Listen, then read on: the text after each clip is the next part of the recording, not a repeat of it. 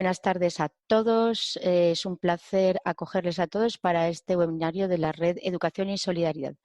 Estamos en la víspera del Día Internacional de la Cobertura Universal, Sanitaria Universal, 12 de diciembre.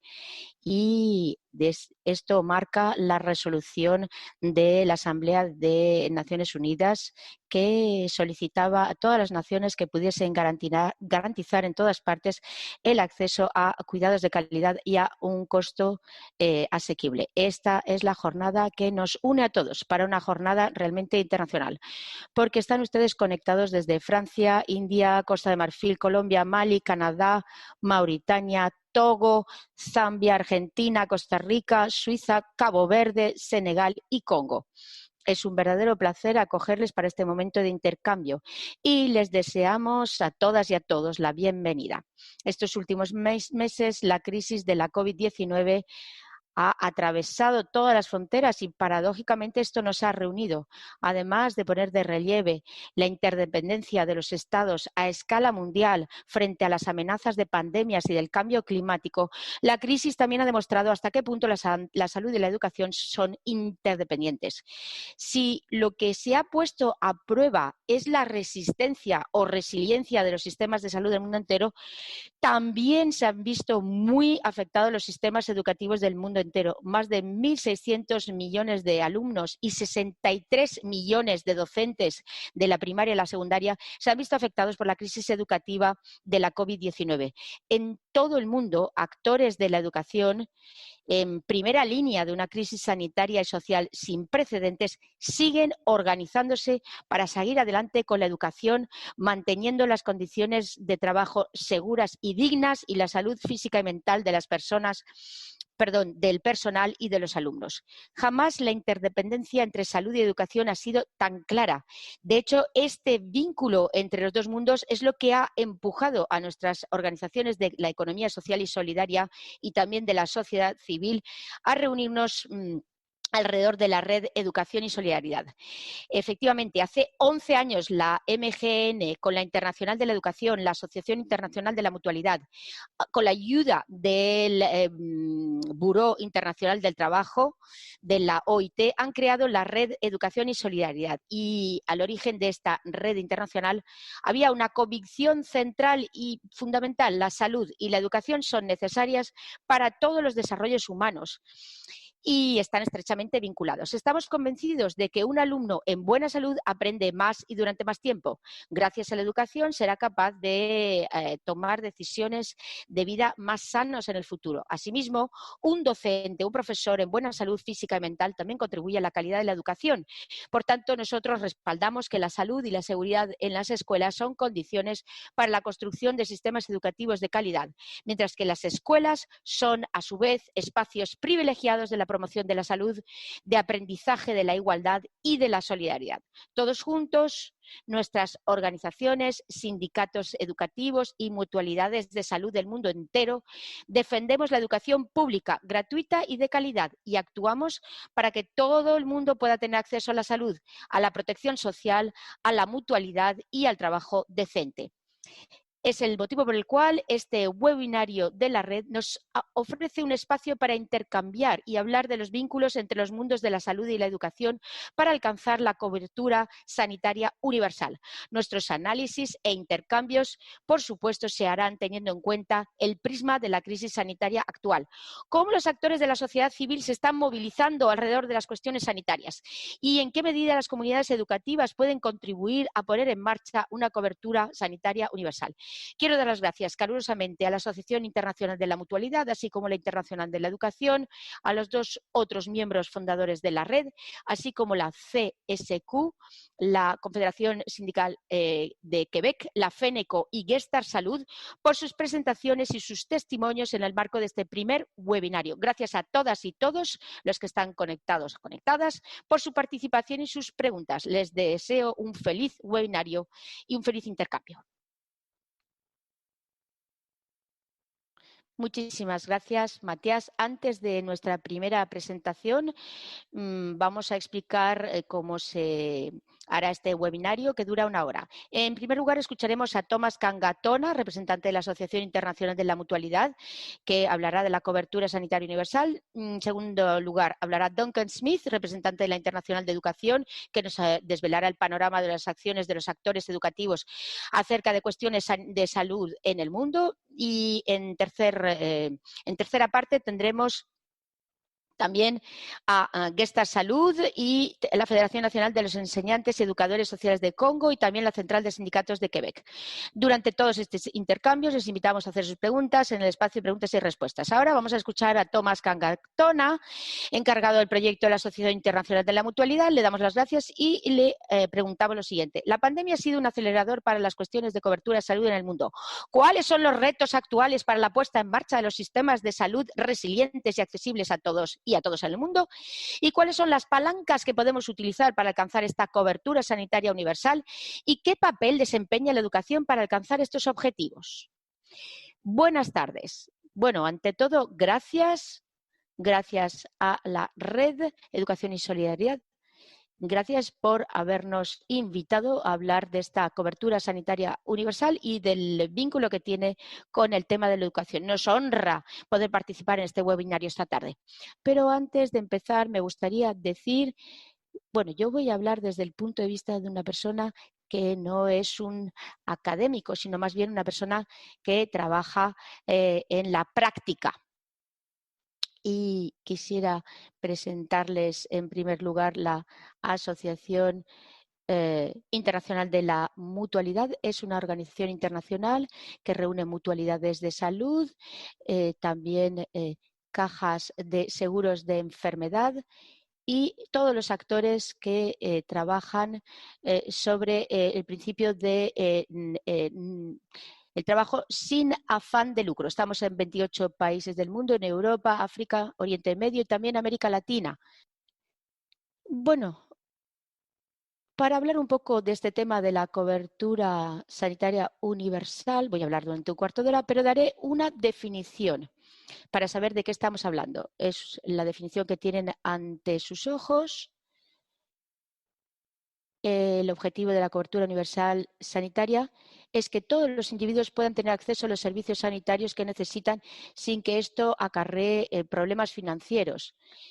Y, por tanto, aquí estamos hablando de los objetivos, los resultados y también los medios, es decir, un sistema de salud sólido, eficaz, bien gestionado, que responda a las necesidades de salud prioritarios para los cuidados integrados centrados en las personas, cuidados también a un costo asequible, un sistema de financiación de los servicios de salud que, digamos, evite que las personas tengan problemas financieros. El acceso a los médicos y a las tecnologías es esencial también. Existen soluciones distintas. Cada país pues tiene su propia fórmula para poder alcanzar esta situación.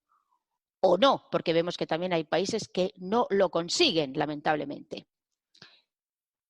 También es importante, como os decía, el acceso a los medicamentos y las tecnologías para poder diagnosticar y tratar los problemas médicos. También una plantilla suficiente de personal de salud bien formado y bien motivado para proporcionar servicios.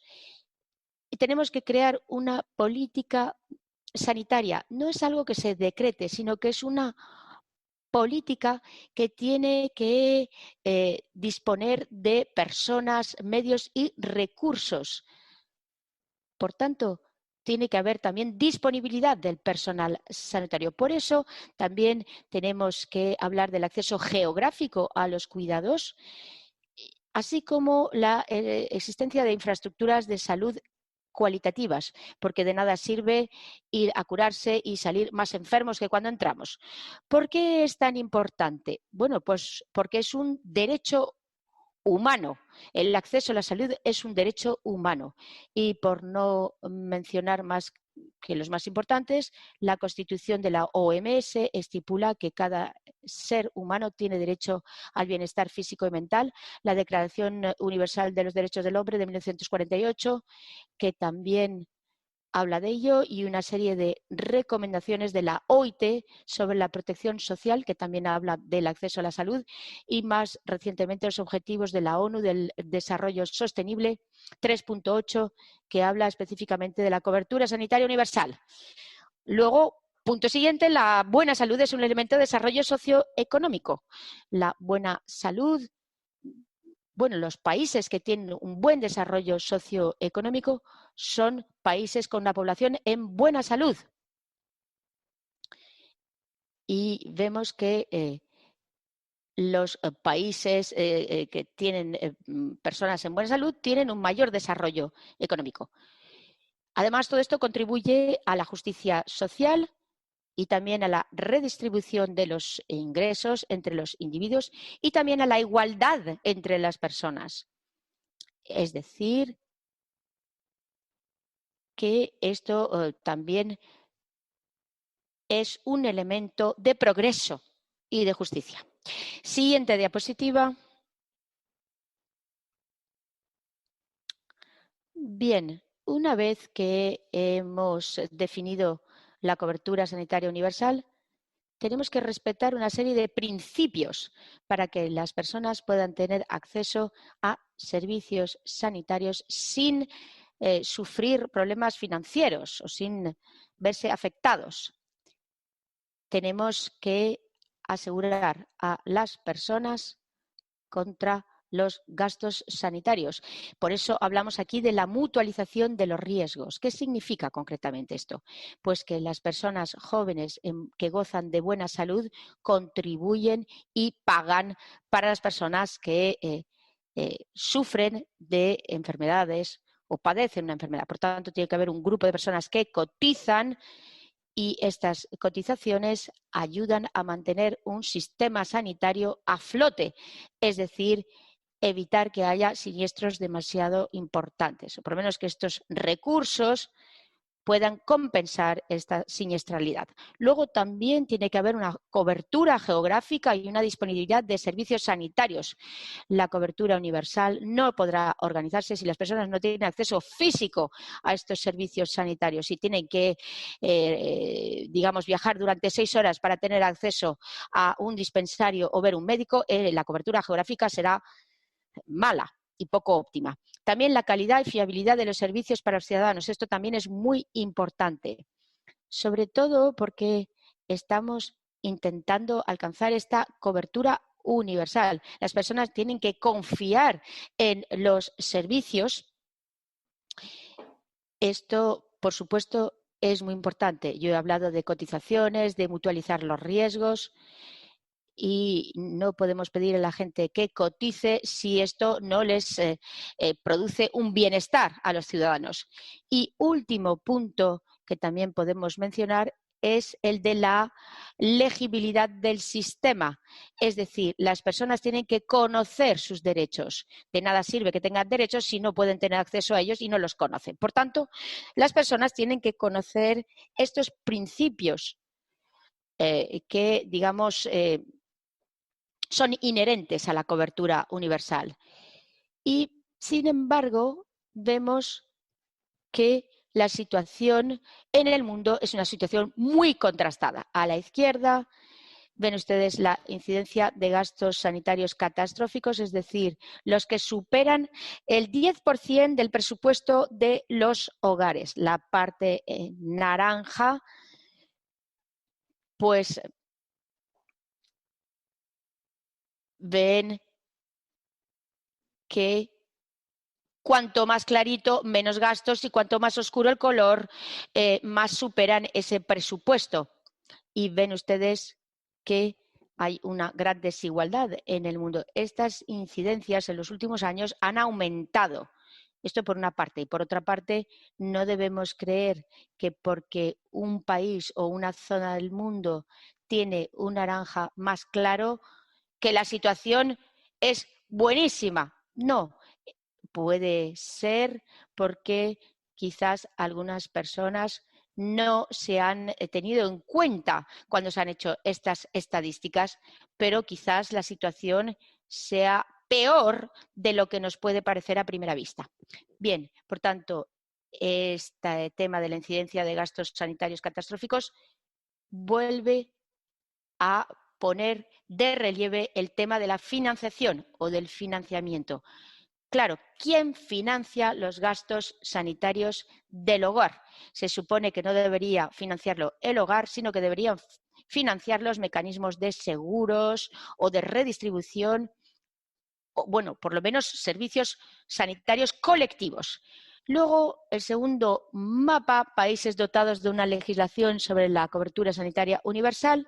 Bueno, aquí vemos cuáles son los países que han establecido esta cobertura como una prioridad, aunque esto no significa que los hogares no tengan también gastos sanitarios catastróficos.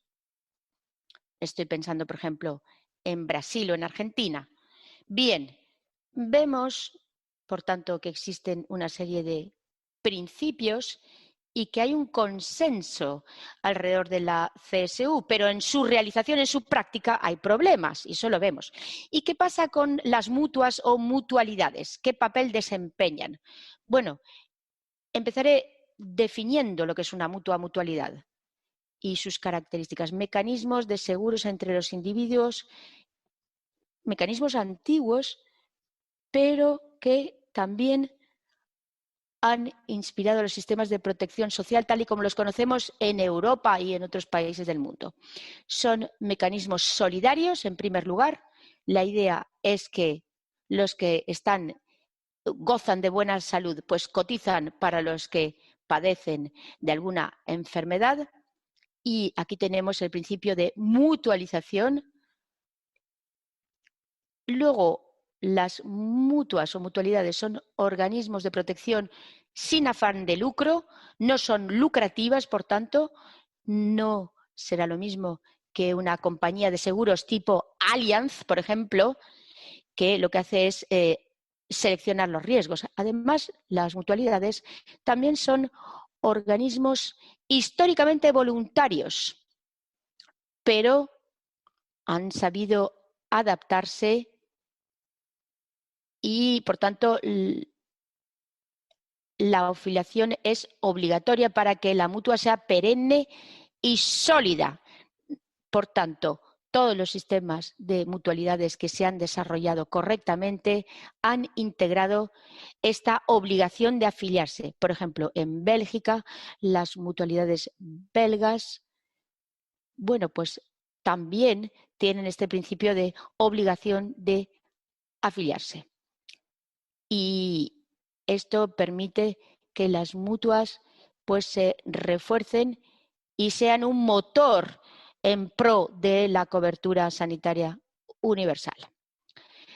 Además, se trata de mecanismos democráticos y participativos, es decir, que los adherentes o los miembros son los que gestionan y orientan el trabajo y las actividades de las mutualidades. Y de este modo respetan las necesidades de los miembros y también presenta ventajas en términos de gobernanza. La OMS, por ejemplo, reconoce que las mutualidades pueden ayudar y son pertinentes cuando se trata de gobernanza de los miembros y personas.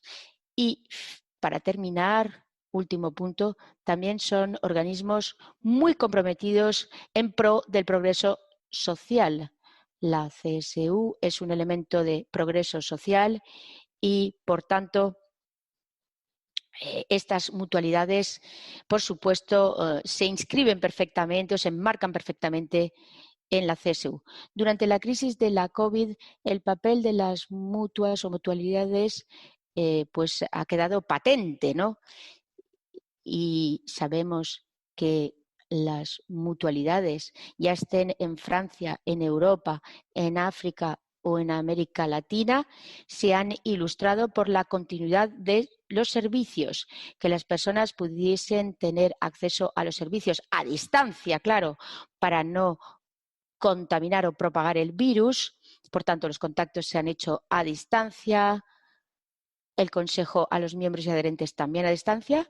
Además, las mutualidades han respaldado el sistema hospitalario, que estaba realmente muy presionado durante esta crisis. Y las mutualidades que gestionan centros de salud han puesto a disposición infraestructuras para aliviar un poquito el sistema hospitalario. También han desarrollado servicios de acompañamiento para personas que ya no sufrían de la COVID, pero sí sufrían de las secuelas, tenían todavía problemas sanitarios.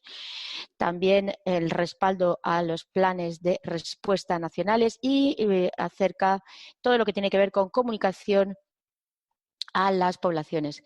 En África, muchas mutualidades se han comprometido para poner a disposición puntos donde la gente podía lavarse las manos, podían distribuir mascarillas también, etcétera. Siguiente diapositiva. Bien, voy a promover un poquito el trabajo de la AIM. Por supuesto, todas estas recomendaciones de la AIM y todas estas experiencias, bueno, han sido adoptadas. 3 recomendaciones, una para Europa, otra para América Latina y otra para África. Y aquí vemos todo lo que han hecho nuestros miembros. Hemos dado recomendaciones acerca de cómo reforzar los sistemas sanitarios después de la crisis. Bueno, dispongo de poco tiempo, así que les invito a visitar la página web de la AIM y a clicar sobre nuestras recomendaciones específicas para cada zona geográfica. Siguiente diapositiva.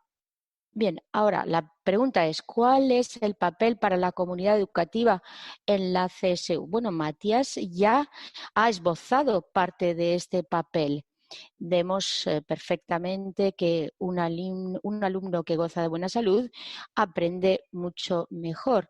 Y también concuerdo con Matías en pensar que la escuela es el primer lugar donde también se aprende la salud. Los estudiantes también son los ciudadanos del mañana. Por tanto, ahí vamos a hablar de prevención, de buena alimentación y muy a menudo se hacen intervenciones preventivas.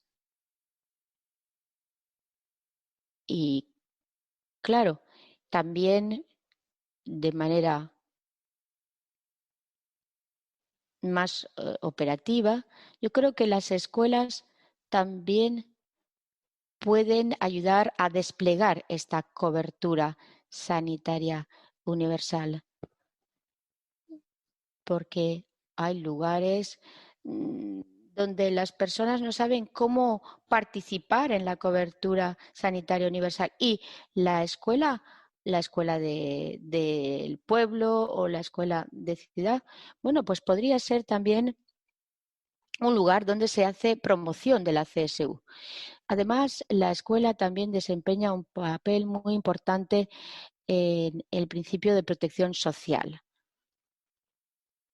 Y hay personas que piensan que la protección social no sirve para nada, pero eso es falso, es algo muy útil para las personas y para la sociedad. Y yo creo que este es el papel que puede desempeñar la comunidad educativa para promover la CSU.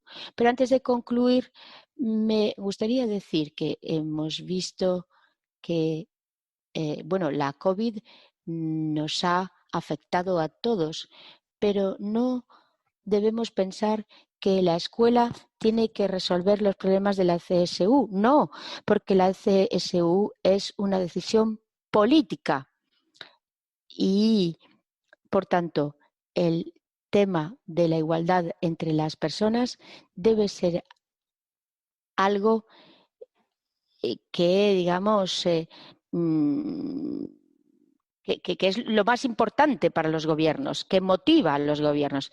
Bien, pues esta ha sido una presentación rápida sobre este tema y quiero dar las gracias por su atención. Claro, estaré disponible para contestar a cualquier pregunta. Muchas gracias por haber hablado de las comunidades educativas y de cómo pueden ser aliadas esenciales para promover la CSU. Pero ¿cómo pueden transmitir este mensaje. Los sindicatos educativos se han movilizado en los últimos meses para defender las condiciones laborales, garantizar la salud y seguridad educativa, el bienestar físico y emocional, pero también la importancia del diálogo social. Y precisamente vamos a hacer la palabra ahora a Duncan Smith, coordinador principal de la Internacional de Educación, la principal federación de los sindicatos educativos. Tiene la palabra Duncan.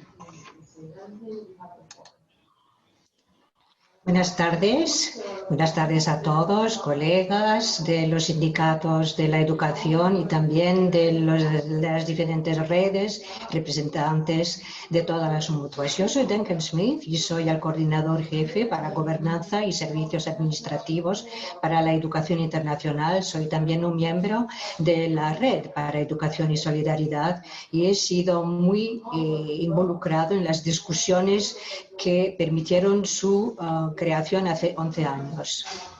En esta presentación quisiera hablar de la cobertura de salud universal y también hablar de lo que hemos hecho en el contexto actual de la pandemia de COVID. Y también ver que la educación internacional es la federación mundial que reúne a 387 sindicatos de la educación nacional en 179 países y territorios y representan 32,5 millones de profesores.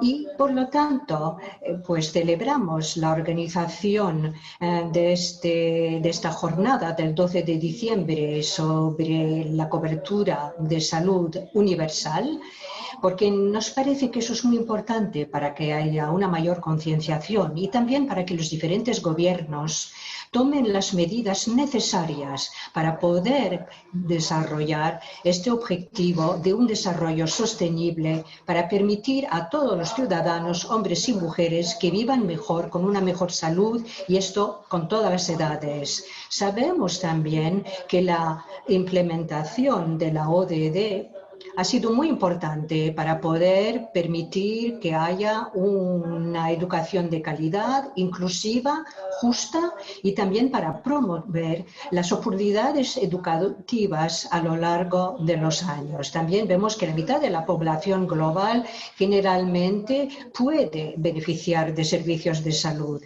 Y creo que la correlación entre los países que están luchando para proponer esta cobertura de salud y también una mejor educación es importantísimo. Pero también vemos que hay algunos países que no pueden hacerlo y que no van a permitir este bienestar de aquí a 2030.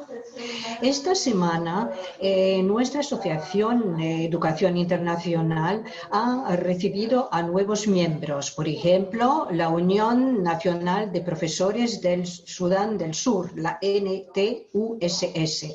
Ya sabemos que es un país bastante joven que ha ganado su independencia en el año 2011, pero que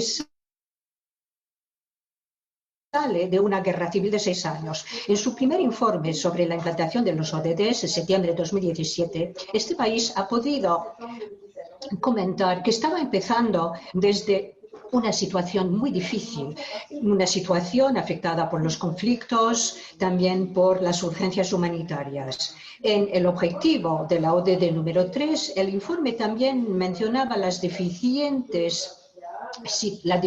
situación de los indicadores sanitarios, también el hecho de que la funcionalidad de los servicios sanitarios era muy restringida, limitada, que no había bastante medicación y electricidad y que también los recursos en cuanto a la salud humana eran insuficientes. En el objetivo ODD 4, el informe también nota que hay un porcentaje de analfabetismo que también es bastante fuerte. El 25% de todas las escuelas primarias tuvieron que cerrar, otras también fueron atacadas por terroristas. El 76% de todas las chicas que pueden ir a la escuela pues no atienden estas escuelas o las clases. Quizás la única consecuencia positiva de esta crisis ha sido que los diferentes sindicatos el sector de la educación Por ejemplo, el Reino Unido, Australia y los países del norte han podido tener más miembros y afiliados. En todos esos países, los representantes de la educación de las escuelas han sido capaces de atraer la atención sobre un problema enorme. Es decir, que cuando no están reunidas las condiciones para seguir adelante, hay que hacer lo necesario. La educación internacional, como entidad patrocinadora para los sindicatos de profesores nacionales, ha trabajado muchísimo desde mediados de marzo. Y antes del mes de abril también hemos propuesto una serie de orientaciones, recomendaciones durante la pandemia que también han sido adoptadas por la UNESCO y diferentes gobiernos.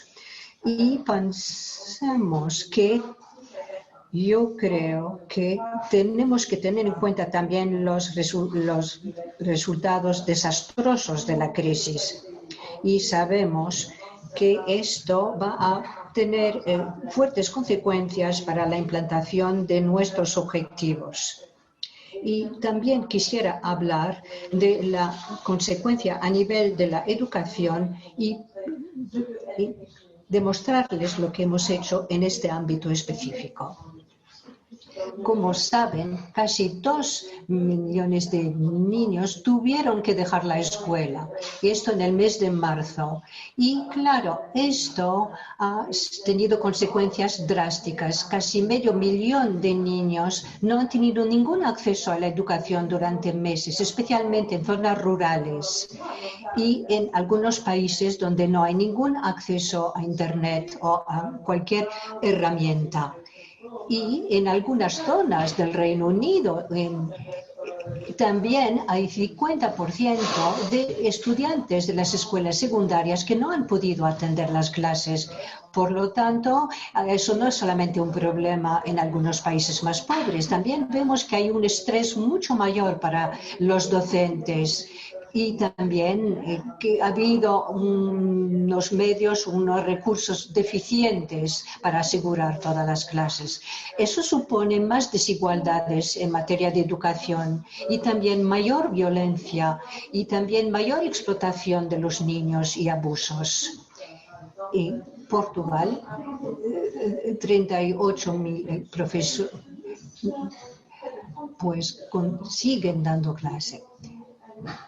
Bueno, no existe ninguna prueba del impacto de la pandemia, pero sabemos que a nivel de la salud física y mental de los docentes, pues las consecuencias son tremendas. Uno de nuestros colegas de Polonia nos avisó de que había 10.000 profesores y docentes que tenían más de 50 años, que habían sido muy afectados por el estrés causado por la pandemia y que habían dejado de dar clase por miedo. Quizá una de las consecuencias más positivas es que los sindicatos de la educación en algunos países como los que ya he mencionado, pues tienen una mayor concienciación y también han insistido sobre los efectos negativos de esta crisis en el ámbito de la educación. Por lo tanto, Education International es una entidad patrocinadora que, como ya lo dije, reúne a varios sindicatos de docentes y ha trabajado de manera intensa desde mediados de marzo.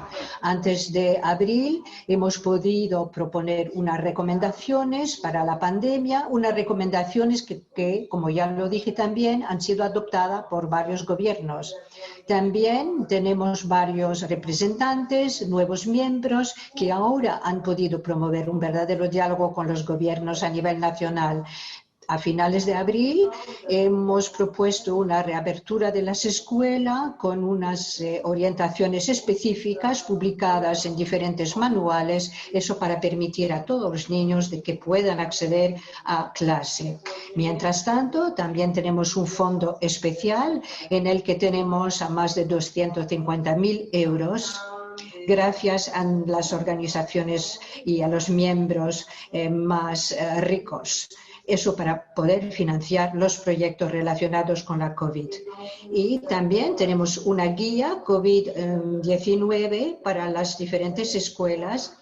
Esto para proponer diferentes recursos para los sindicatos nacionales, y esto en esta situación de crisis. Aquí ven ustedes un ejemplo de este tipo de documento, y también hay mucha información que se ha proporcionado gracias a Internet en la web sobre comercialización, privatización, educación en el contexto de la COVID. Solo es un ejemplo. Y el tema del último congreso que se celebró en Bangkok en julio del 2019 era los educadores y los sindicatos que tienen que luchar.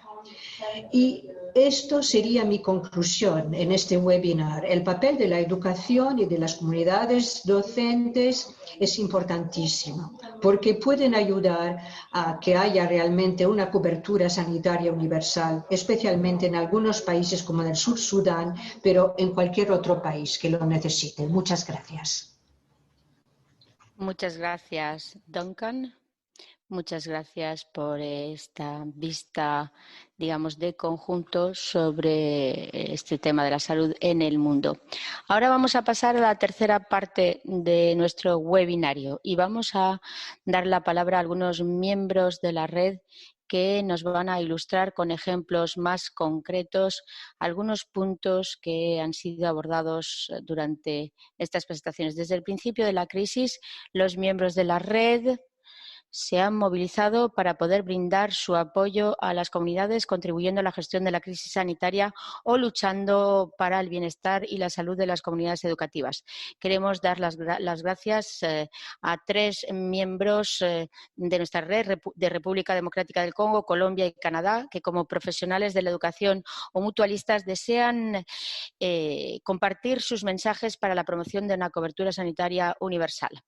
Primer mensaje, el de Augustin Tomba, que es el secretario general de la Federación Nacional de Enseñantes y Educadores Sociales de Congo, FENECO, que no ha podido estar presente con nosotros hoy, pero que nos ha transmitido su testimonio por vídeo. Vamos a escucharle.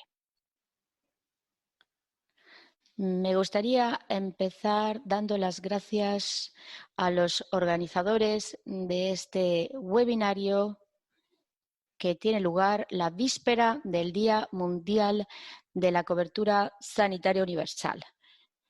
Nosotros en nuestro país hemos vivido una situación que nunca hubiéramos podido imaginar. Nunca hubiéramos imaginado un día que un virus o una enfermedad podía detener la vida en un solo momento y que nos obligase a cerrar las escuelas. Y bueno, nos parecía que teníamos que educar a las poblaciones para poder protegerse contra esta enfermedad. Por tanto, hay una complementariedad entre la salud y la educación. Así pues, las comunidades educativas son realmente necesarias para poder alcanzar la cobertura sanitaria universal.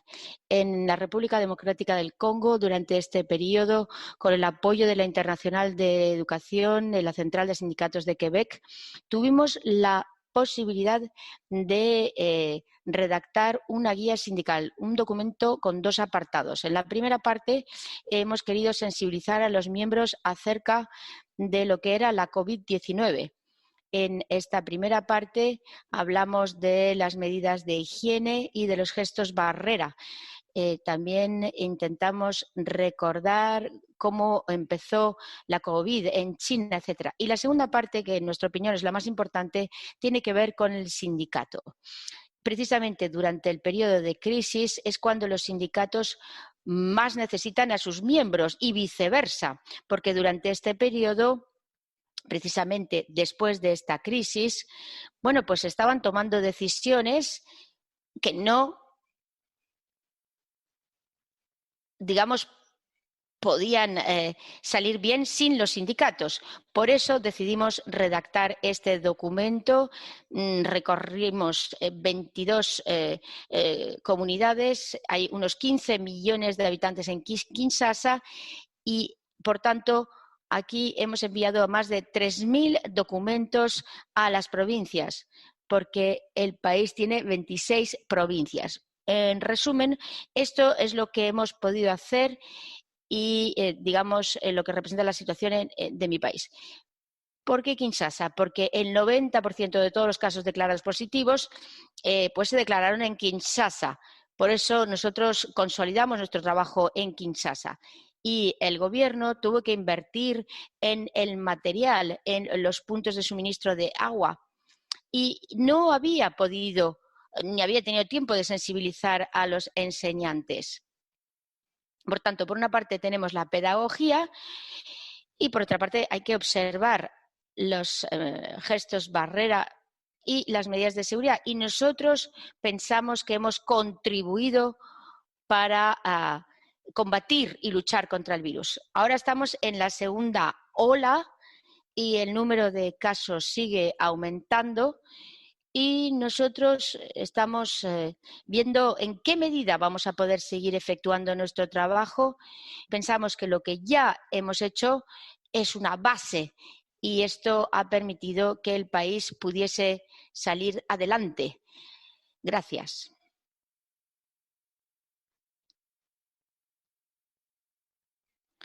Pues muchas gracias, Augustin, que ha podido compartir su vídeo. El ejemplo compartido nos muestra que los sindicatos y los educadores tienen un papel esencial en la gestión de la crisis en RDC y sobre todo en el trabajo de sensibilización a las poblaciones. Las mutualidades y otras organizaciones de la red también llevarán a cabo acciones educativas. Y bueno, pues precisamente ahora Elisa Torrenegra, que es la directora de Gestar Salud en Colombia, nos va a hablar y le cedemos la palabra a Elisa. Adelante. Hola, no, un saludo desde Colombia.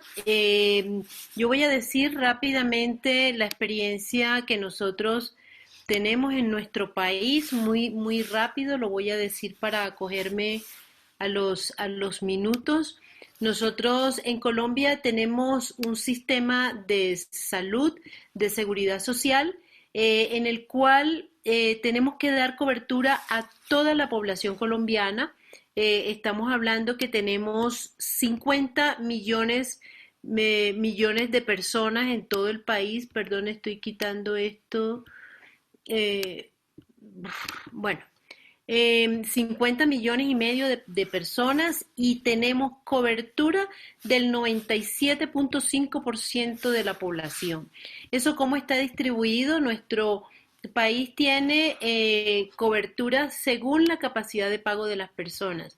Las personas que tienen capacidad de contribuir, que somos 23 millones, se llaman contributivo.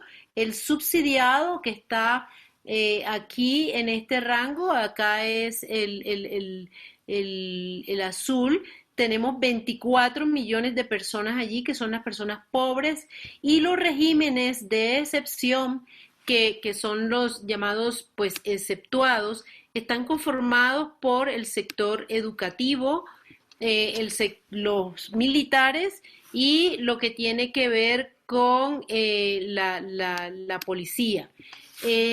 En eso nosotros tenemos 2.121.000 personas en todo el país. Nosotros, el sistema está organizado de tal manera que a los educadores se le presta los servicios de salud a través de empresas promotoras de salud que son aseguradoras. Y las empresas promotoras de salud pueden ser privadas, públicas o solidarias. Nosotros como tal representamos las mutuales y cooperativas que se dedicaron a atender a la población subsidiado que tiene más de 24 millones en todo el país. Tenemos cobertura del 100% de los departamentos, 9 distritos y todos los municipios de Colombia. ¿Nosotros qué hemos hecho? Para articular los resultados en salud necesitamos de la educación y sobre todo necesitamos tener en cuenta mucho a los jóvenes. Entonces tenemos una mesa nacional, una mesa de Colombia en el cual estamos implementando el proyecto de RES desde hace unos años. Este es el resultado lo que hemos hecho en el 2019 y 2020, hemos logrado 18 talleres de 58 horas con 5 organizaciones y 148 participantes. Y lo que hemos hecho ahí es reconocer cada uno el perfil, promover el modelo y tener unos estatutos que sería la Carta de Educación, la Carta de Navegación y la gestión educativa como fundamento de nuestro accionar. Entonces, ¿qué es lo que hemos hecho? Hemos utilizado los escenarios educativos porque son los que posibilitan el encuentro y el diálogo entre jóvenes. La construcción de salud es importante con la participación de ellos y hemos escogido estos 3 temas que son fundamentales para la salud de los jóvenes, que es la prevención del embarazo en adolescentes, la salud mental, sobre todo ligado a alcohol y sustancias psicoactivas, y el autocuidado, infundiendo estilos de vida saludables a través de la recreación y el deporte. Adicionalmente a eso, los jóvenes tienen una participación muy importante en su propio futuro. Entonces, los estamos enseñando a hacer emprendimientos solidarios, emprendimientos que tengan que ver con la solución de sus propios problemas. Estamos haciendo énfasis en el tema de seguridad alimentaria y todo lo que tiene que ver con la cadena de abastecimiento para lograr que los jóvenes desde ya sean conscientes de la problemática de su zona, vean lo que tiene que ver con la nutrición y la importancia en la salud y adicionalmente se sientan partes de la solución.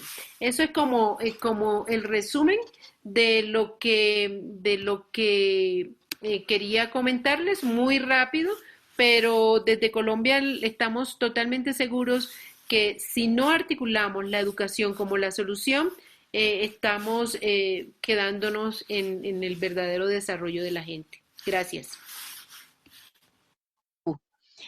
Muchísimas gracias, Elisa. Y para terminar, como le decíamos antes, la interdependencia entre la salud y la educación es tal que, esto tiene un verdadero impacto en la calidad de los sistemas educativos y la crisis de la COVID también subraya la necesidad de una buena salud física y mental de los docentes. Y esto lo va a presentar el señor Luc Allaire, responsable de las relaciones internacionales en la Central de Sindicatos de Quebec. Y él nos va a hablar de todas las acciones preventivas que llevan a cabo. Le cedo la palabra a Luc.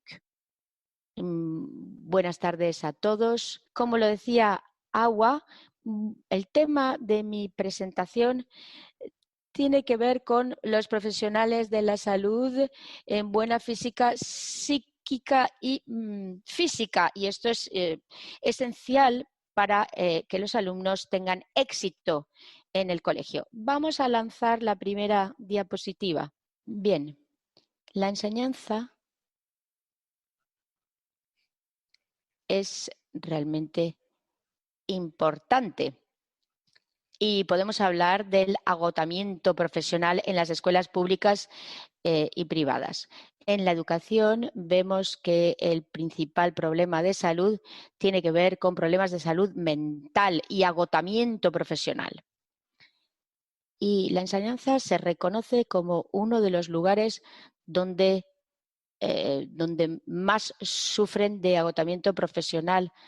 Y en Quebec, a ver, diapositiva anterior, por favor, porque ahí aparecían cifras acerca de la incidencia. Alrededor de un 5% de docentes sufren de, agotamiento psicológico, pero más del 60% de los enseñantes presentan síntomas de agotamiento al menos una vez por semana y un 20% al menos una vez por semana.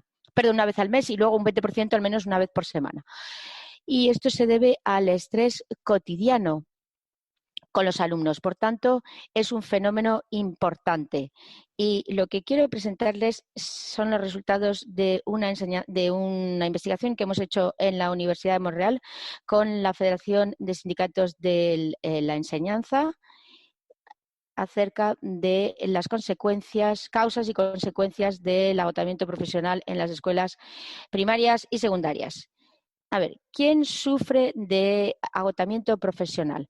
Bueno, pues todas las personas más motivadas, los que se vuelcan en su trabajo y que reaccionan al estrés trabajando de manera excesiva e intensa. En la educación hay muchos profesores y docentes que se dan en cuerpo y alma y ellos son los que se ven más afectados por este agotamiento profesional.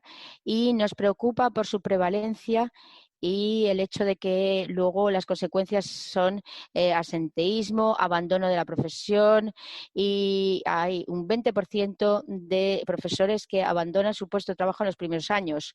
Vemos que hay un gran turnover y personas que también solicitan trabajar menos, prefieren trabajar 4 o 3 días por semana en lugar de 5 porque se sienten agotados y esto, por supuesto, acarrea problemas de falta de profesores, de digamos, penuria de profesores. Los factores asociados a este agotamiento profesional, bueno, pues este agotamiento se define como una respuesta prolongada a una exposición crónica al estrés emocional e interpersonal en el trabajo. Para la mayoría de los investigadores, el problema no es un problema personal, sino es el entorno laboral, que también cuenta en la aparición del agotamiento profesional. Muchas personas piensan que es un problema personal cuando en realidad está muy vinculado con el entorno laboral. Y por tanto, nosotros hemos lanzado una campaña para que la gente fuera consciente de la importancia que tiene el entorno laboral. Los factores que dependen del contexto organizacional, el espacio físico, el número de alumnos en las clases. Cuanto más alumnos, más difícil, por supuesto, los sectores y los niveles de enseñanza, la tarea de los enseñantes y también las características de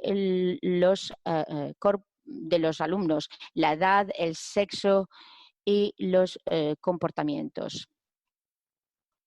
Además, esto también crea problemas de gestión de la clase y es difícil obtener servicios para los alumnos. Cuando hablamos de integración, bueno, pues es algo muy bueno que todos los niños puedan estar integrados en la clase regular.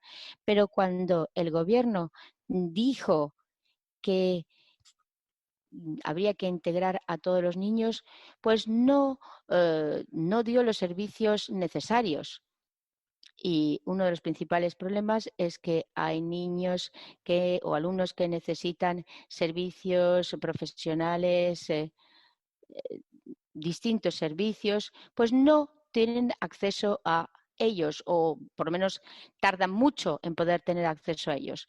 Y esto hace que haya más número de niños en las clases y además vemos que los alumnos, los mejores alumnos van a las escuelas privadas y esto acentúa los problemas en las clases ordinarias o normales.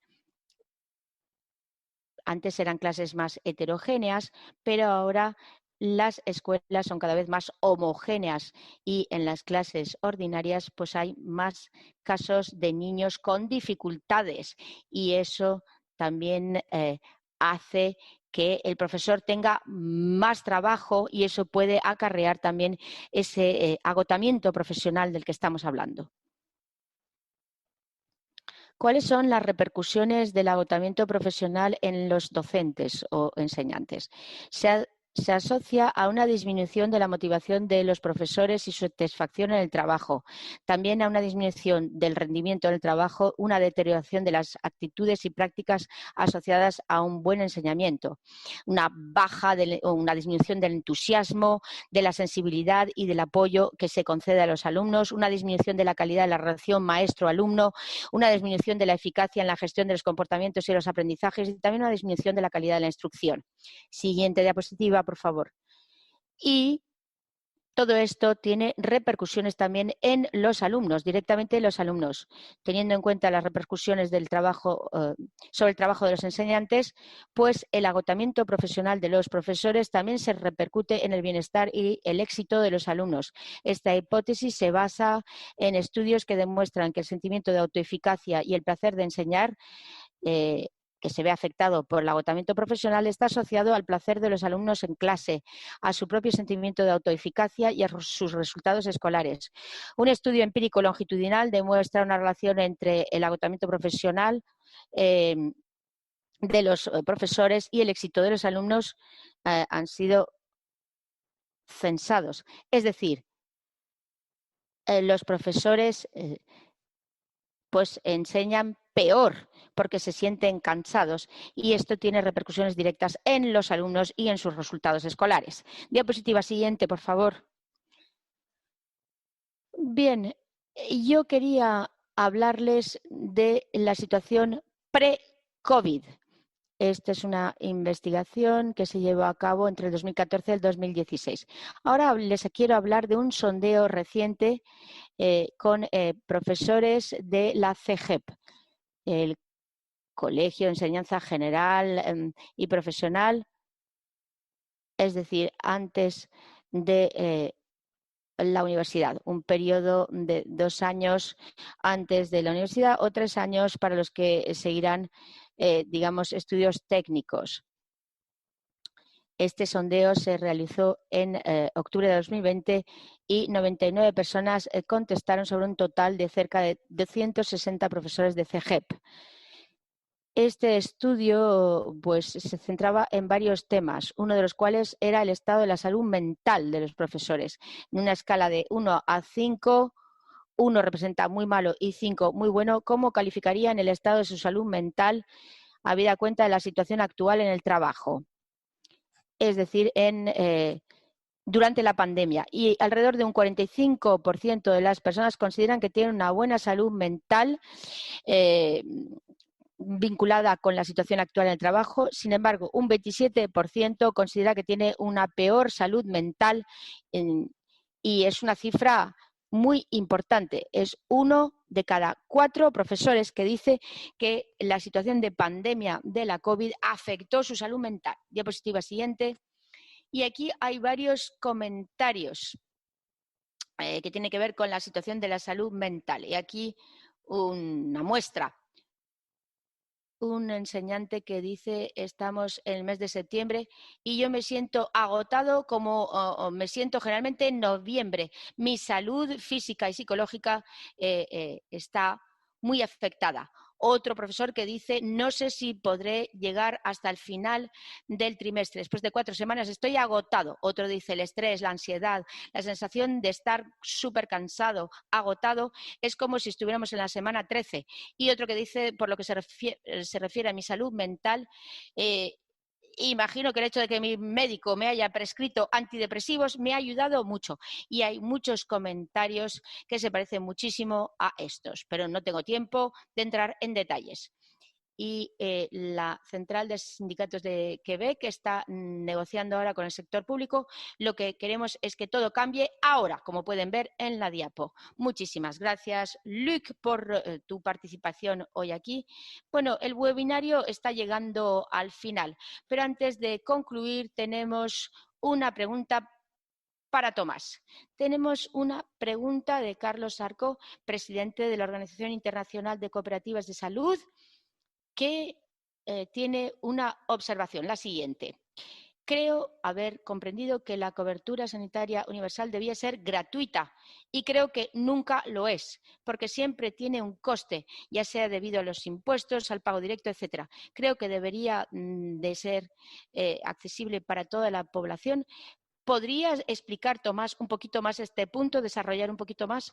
Sí, gracias por la pregunta. Y bueno, pido disculpas si le he dado una impresión un poco errónea, pero durante mi presentación he hablado mucho del tema de las contribuciones.